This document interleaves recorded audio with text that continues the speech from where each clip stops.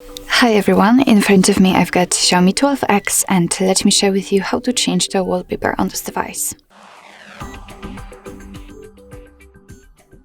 So first of all, let's enter the settings, and here we have to scroll in order to find the wallpaper section. And as you can see, after tapping, and we can check some albums from which we can choose the wallpaper from. So we've got local photos, and basically this is your own gallery. We've got recently used, pre-installed ones, live wallpapers, and super wallpapers. So of course you can pick the wallpaper from those albums, but it's worth saying that if you've got the internet connection, then you can find the online wallpapers. And here you've got plenty of very pretty options from which you can choose actually quite stunning wallpapers. As you can see here, you've got some categories. Of course, you can scroll down and simply tap on find more and just find the wallpaper you want to.